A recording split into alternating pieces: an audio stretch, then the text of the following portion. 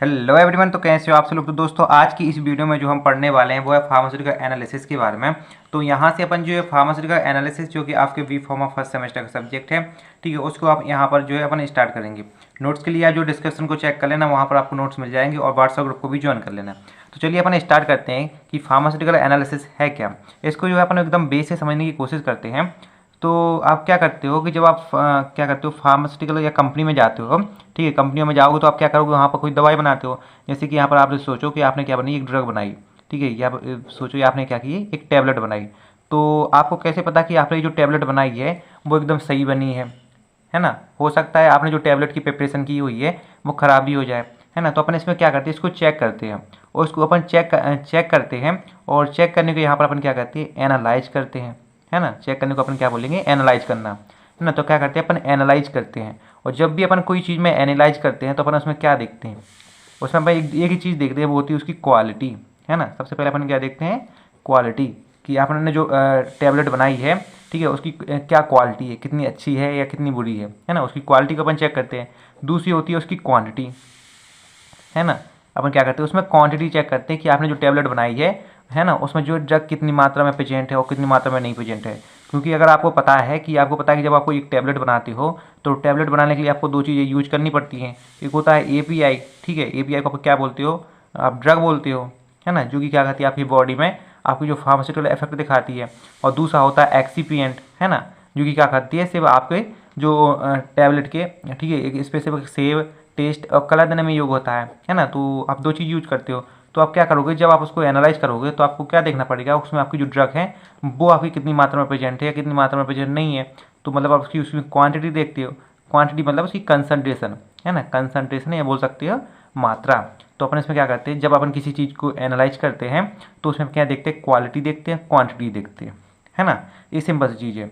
ये तो होगा अपनी एनालाइज। और ये जो एनालाइज करने की जो प्रोसेस होती है ना, एनालाइज करने की जो प्रोसेस होती है इसको अपन क्या कहते हैं, एनालिसिस कहते हैं। आपको सिंपल समझ में आए कि एनालाइज की प्रोसेस को अपन क्या कहते हैं, एनालिसिस कहते हैं। सो सिंपल सी चीज़ है। तो यहाँ पर अपना सब्जेक्ट है, ठीक है, फार्मास्यूटिकल एनालिसिस। मतलब यहाँ पर जो फार्मास्यूटिकल शब्द है वो आपका क्या बताता है कि जो फार्मास्यूटिकल प्रोडक्ट हैं या जो कोई सब्सटेंस है ना, फार्मास्यूटिकल प्रोडक्ट जैसे कि टैबलेट, कैप्सूल, सीरम मेरा ये सब हो गए, ठीक है, या फिर कोई सब्सटेंस, यानी कि जो अपन फार्मास्यूटिकल इंडस्ट्री में कोई सब्सटेंस यूज करते हैं बनाने में, ठीक है, वो हो गया, है ना। और एनालिसिस मतलब एनालाइज करना। क्या एनालाइज करते हैं अपन, क्वालिटी या क्वांटिटी। मतलब कि जब अपन किसी एक फार्मास्यूटिकल कोई सब्सटेंस रहता है उसको एनालाइज करते हैं और उसकी जो अपन स्टडी करते हैं, ठीक है, उसी को अपन क्या कहते हैं, फार्मास्यूटिकल एनालिसिस कहते हैं, है ना। तो यहाँ पर डेफिनेशन में वही सेम चीज़ लिखी हुई है कि जो फार्मास्यूटिकल एनालिसिस है वो क्या एक सब्जेक्ट है जो डिजाइन किया गया, बनाया गया है फॉर, यानी के लिए, द स्टडी मतलब स्टडी, और एनालाइज मतलब एनालाइज करने के लिए, चेक करने के लिए क्या, क्वालिटी। क्वालिटी का अपन सिंपल भाषा में कहें तो उसकी प्योरिटी भी बोल सकते हैं, है ना, कि वो कितना सब्सटेंस प्योर है, उसमें कोई इम्प्योरिटी तो नहीं प्रेजेंट है ना, ये सभी बोल सकते हैं। तो अपन क्या करते हैं, एनालाइज करते हैं क्वालिटी को, साथ ही साथ क्वांटिटी को। किसकी क्वांटिटी को, जो केमिकल सब्सटेंस की, किसमें, आपको जो फार्मास्यूटिकल सब्सटेंस है उसमें, है ना। तो सिंपल सी ये डेफिनेशन है किसकी, फार्मास्यूटिकल एनालिसिस की। और आपको पता है कि जब आप कोई टैबलेट बनाते हो तो उसकी एनालाइज करना और उसकी जो क्वालिटी कंट्रोल करना बहुत ज़्यादा इंपॉर्टेंट होता है फार्मास्यूटिकल प्रोडक्ट में, है ना। क्योंकि जो आप जो ड्रग बनाते हो वो इंसान की हेल्थ से और उसकी जो लाइफ से रिलेट करती है। जैसे कि आपने मान लो कोई टैबलेट बनाई, ठीक है, अगर टैबलेट आपकी सही नहीं बनी है, कुछ खराब बनी है, उसमें इम्प्योरिटी प्रेजेंट रह गई है और आपने सही तरह से उसकी क्वालिटी को कंट्रोल नहीं किया है, उसको एनालाइज नहीं किया है, तो वो क्या सकता है, वो आपकी इम्प्योरिटी जाके उस इंसान को क्या कर सकती, हार्म, नुकसान पहुंचा सकती है, टॉक्सिक इफेक्ट दिखा सकती है ना। इसलिए क्या रहता है, उसकी जो फार्मास्यूटिकल प्रोडक्ट की क्वालिटी कंट्रोल और एनालिसिस क्या होता है, बहुत ज़्यादा इंपॉर्टेंस रोल प्ले करता है। अब यहाँ पर बात आती है केमिकल प्योरिटी की। तो केमिकल प्योरिटी क्या होता है, तो केमिकल प्योरिटी को अपन ऐसा कह सकते हैं कि मान लो आपका कोई एक सब्सटेंस है या कोई आपका प्रोडक्ट है और उसमें आपकी इम्प्योरिटी मतलब अशुद्धियाँ अगर आप प्रेजेंट नहीं है, मतलब फ्री है किससे, अशुद्धियों से, तो उसे अपन क्या कह सकते हैं, केमिकल प्योरिटी कह सकते हैं। होप आपको समझ में आ गया होगा कि आपकी फार्मास्यूटिकल एनालिसिस क्या होती है ना। तो चलो इसको एक बार और रिवाइज कर देते हैं। तो फार्मास्यूटिकल एनालिसिस क्या होती है, फार्मास्यूटिकल एनालिसिस में अपन किसी भी सब्सटेंस की जो क्वालिटी और उसकी जो क्या कहते हैं, क्वांटिटी को अपन क्या कहते हैं, डिटरमाइन करते हैं। सिंपल चीज़ है। और जो आपकी जो एनालिसिस एंड क्वालिटी कंट्रोल, ठीक है, बहुत ज़्यादा इंपॉर्टेंट होती है फार्मास्यूटिकल प्रोडक्ट की। क्योंकि जो फार्मास्यूटिकल प्रोडक्ट होते हैं वो क्या कर सकते हैं, एक इंसान की हेल्थ और उसकी पूरी की पूरी लाइफ से क्या करती हैं, रिलेटेड करते हैं, है ना। और यहाँ पर जो केमिकल प्योरिटी है, केमिकल प्योरिटी का मतलब क्या होता है कि आपको कोई सब्सटेंस है वो क्या हो, इम्प्योरिटी से क्या हो, आपका फ्री हो। ये तो सिंपल सी चीज़ आ गई। अब यहाँ पर एक चीज़ और है कि आपका जो फार्मास्यूटिकल एनालिसिस है ये जो है दो तरह की होती है। एक होता है क्वालिटेटिव एनालिसिस, एक होता है क्वांटिटेटिव एनालिसिस। आपको एक सिंपल सी चीज़ पता है कि देखो यहाँ पर एनालिसिस में अपने दो चीज़ डिटरमाइन की हुई थी, एक थी क्वालिटी, एक था क्वांटिटी। तो वो एनालिसिस जिसमें अपन जो है क्वालिटी को डिटरमाइन करते हैं तो उसे क्या कहते हैं, क्वालिटेटिव, यानी क्वालिटेटिव, है ना। तो एनालिसिस कहते हैं, और क्वांटिटी को डिटरमाइन कहते हैं तो क्वांटिटेटिव एनालिसिस कहते हैं। सिंपल चीज़ है ना। तो आपकी क्वालिटेटिव एनालिसिस क्या है, यानी कि ये एनालिसिस है जिसमें अपन क्या करते हैं, डिटरमाइन करते हैं किसकी, क्वालिटी को, किसी भी सब्सटेंस की। और क्वांटिटेटिव एनालिसिस में क्या करते हैं, अपन किसी भी सब्सटेंस की क्वांटिटी को, यानी उसकी मात्रा को क्या करते हैं, डिटरमाइन करते हैं। तो जो सिंपल सी चीज़ हो गई कि आपका एनालिसिस क्या होता है, एनालिसिस के कितने टाइप होते हैं, है ना। अब यहाँ पर कुछ बेसिक टर्म है जो कि बहुत ज़्यादा इंपॉर्टेंस है जब आप एनालिसिस को पढ़ोगे, तो इसको बिल्कुल भी मिस नहीं करना, अच्छे से समझने की कोशिश करना कि ये टर्म क्या हो। तो चलो अब तुमको एक महाभारत सुनाने की कोशिश करता हूँ, तो इसको समझने की कोशिश करना, है ना, जो कि बहुत ज़्यादा सिंपल है ना। महाभारत की जैसे कठिन नहीं है, बट जो है सिंपल है ना। तो यहाँ पर सबसे पहले जो अपन को समझना है वो है टाइट्रेशन, कि टाइट्रेशन होता क्या है ना। अगर अपन इस चीज़ को समझ गए तो ये समझो कि आप जो है पूरी एनालिसिस को ही आप समझ जाओगे, है ना, क्योंकि पूरी की पूरी एनालिसिस में आपको टाइट्रेशन ही समझने पड़ेंगे, टाइट्रेशन ही आपको पढ़ने पड़ेंगे डिफरेंट टाइप के। तो सिंपल सी चीज़ है। तो आप क्या करते हो, जो टाइट्रेशन होता है, तो टाइट्रेशन क्या होता है, एक मेथड होता है ना, मेथड है। तो सिंपल सी चीज़ है कि इसमें आपको प्रोसीजर अप्लाई करोगे, है ना। तो टाइट्रेशन क्या है, एक मेथड है जिसमें आप क्या करते हो, किसी भी चीज़ को एनालाइज करते हो, है ना।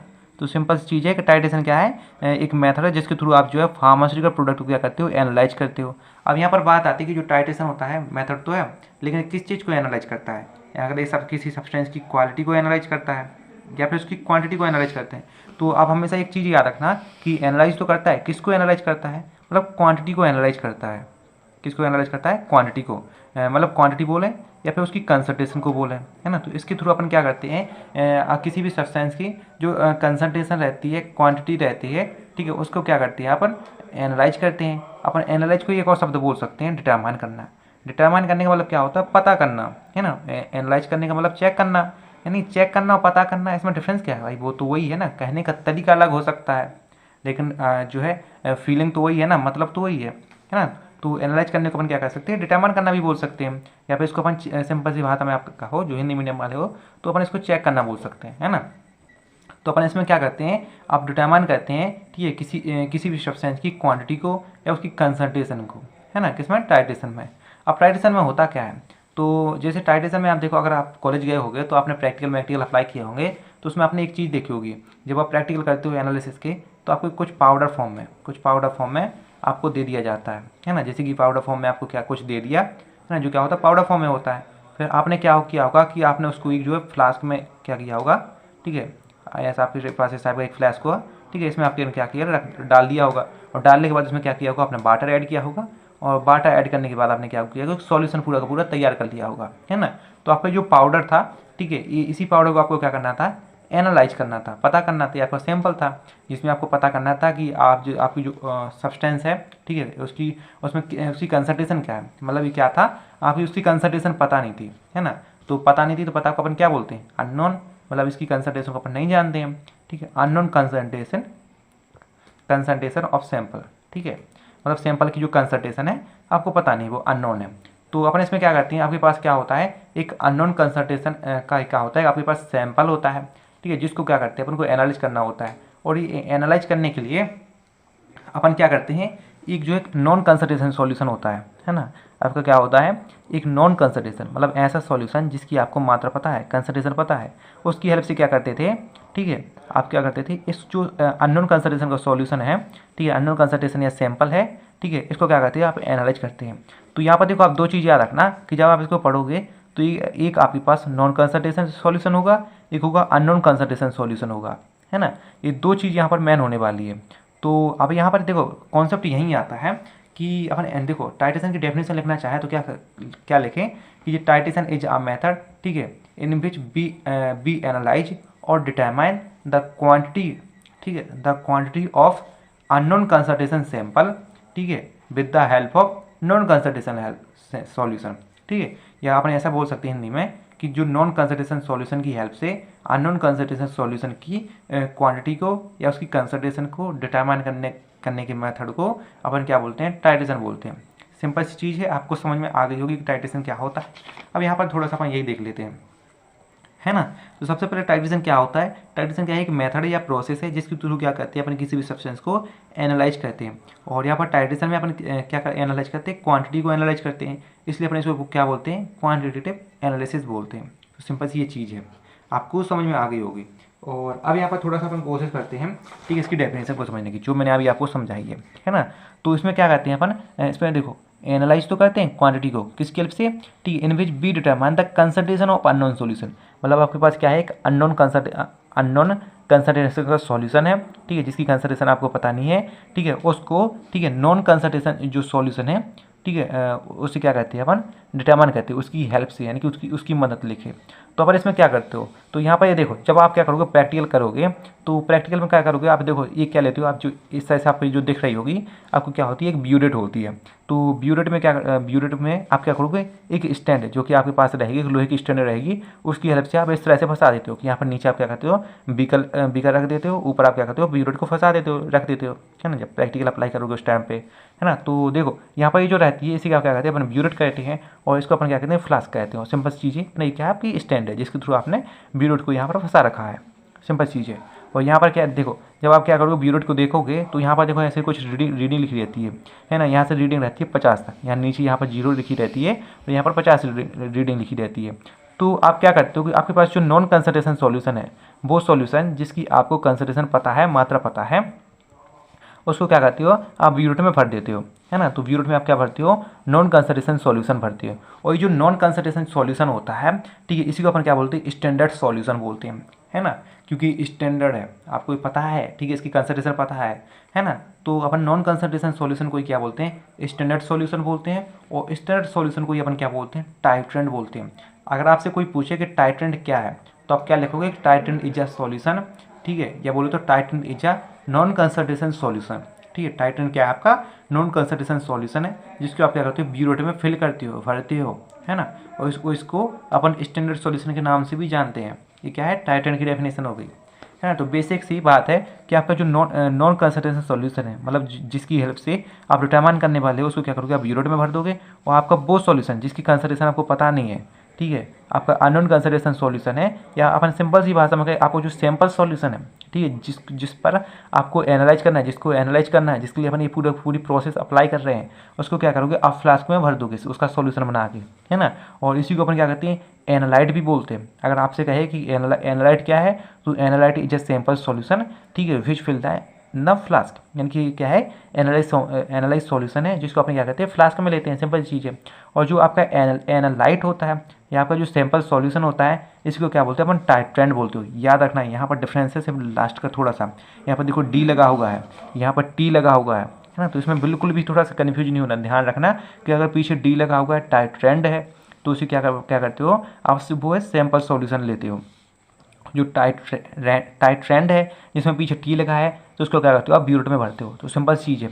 तो यहाँ पर देखो अपन टाइट्रेंड की डेफिनेशन को भी समझ लें। तो टाइट्रेंड क्या है, आपका नॉन कंसंट्रेशन सॉल्यूशन है, जिसको क्या किया है आपने, ब्यूरेट में फिल कर रखा है। किस में फिल कर रखा है, ब्यूरेट में आपने फिल कर रखा है। तो वो क्या है, टाइट्रेंड है। और यहाँ पर आप लिखना चाहो तो इसको आप लिख सकते हो कि also known as standard solution. आप इसको क्या करते हो, स्टैंडर्ड सॉल्यूशन के नाम से भी जानते हो। अब स्टैंडर्ड सॉल्यूशन के बारे में अपन कंप्लीटली अगली वीडियो में डिस्कस करेंगे, है ना, कि स्टैंडर्ड सॉल्यूशन क्या होता है ना। अभी इतना जान लो कि स्टैंडर्ड सॉल्यूशन होता है, उसको आप क्या करते हो, आप ब्यूरेट में आप क्या करते हो, भरते हो, है ना। कि स्टैंडर्ड सॉल्यूशन को ही अपन क्या बोलते हैं, टाइट्रेंड बोलते हैं, टाइट्रेंड, पीछे टी लगा हुआ है ना। अब यहाँ पर समझने की कोशिश करें कि आपका टाइट्रेंड क्या होता है। तो देखो वही सेम चीज़ है, टाइट्रेंड क्या करते हैं, ठीक है, अननोन कंसंट्रेशन का सॉल्यूशन होता है, जिसको अपन क्या करते हैं, फ्लास्क में भर देते हैं। और उसको क्या करते हैं, एनालाइट के नाम से भी जानते हैं, सिंपल चीज़ है। और यहाँ पर देखो अब चीज़ आती है इक्विवेलेंट वेट की। अब इसको समझने की कोशिश करना। तो आप क्या करोगे, आपने ठीक है भाई, आपने इसमें भी सॉल्यूशन भर दिया, इसमें भी सॉल्यूशन भर दिया। आप सॉल्यूशन भरने के बाद आप क्या करोगे कि आपका जो नीचे ये जो स्टॉप कॉक लगी हुई थी, उसको आप धीरे धीरे खोल दोगे। और यहाँ से एक एक बूंद बूंद कर करके क्या करोगे, यहाँ से एक एक बूंद कर करके इस वाले सॉल्यूशन को इस वाले सॉल्यूशन में मिलाओगे। और इस वाले सॉल्यूशन को क्या करोगे, इस तरह से आप क्या करते हो, घुमाते रहते हो, है ना। तो क्या करेगा कि जब आपकी इस वाले सॉल्यूशन है और इस वाले सॉल्यूशन के जो मोल्स रहते हैं, ठीक है, वो क्या हो जाएंगे, बराबर हो जाएंगे। है ना। बराबर होने को अपन इंग्लिश में बोलते हैं इक्वल होना। तो ऊपर के सॉल्यूशन के मोल्स और नीचे के सॉल्यूशन के मोल्स क्या हो जाएंगे, बराबर हो जाएंगे। तो यहाँ पर देखो जिस पॉइंट पे, यहाँ पर देखो लिखा रहेगा ना कि 50, 49, 48 ऐसे लिखा होगा।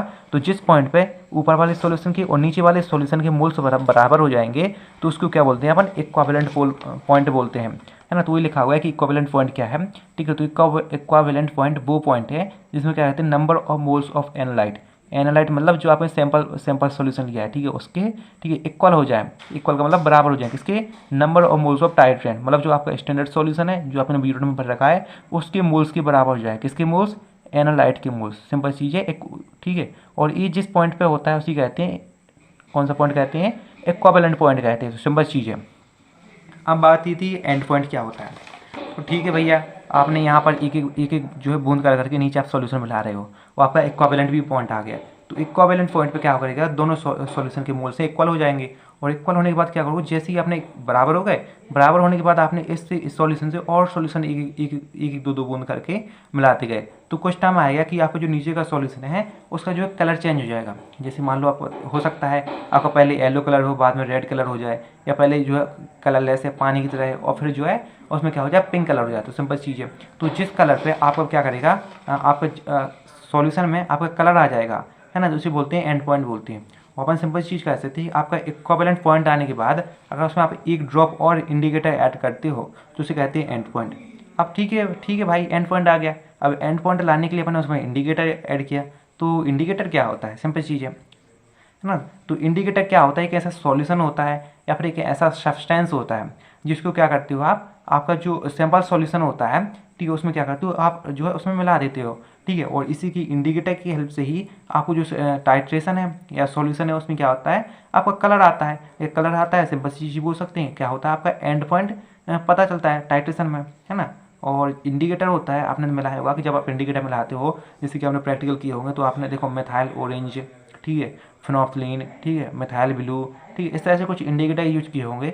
और आप जो सैंपल सॉल्यूशन रहता है उसमें एक दो बूंद आप उसमें मिला देते हो। तो आपका जो इंडिकेटर रहता है वो आपके टाइट्रेशन में कलर आने के लिए रिस्पॉन्सिबल रहता है ना। इसलिए अपन जो है इंडिकेटर को आप मिला देते हो, सिंपल चीज़ है। और यहीं से अपन जो इस वीडियो को समाप्त करते हैं। नेक्स्ट वीडियो में जो अपन डिस्कस करेंगे वो स्टैंडर्ड सॉल्यूशन के बारे में।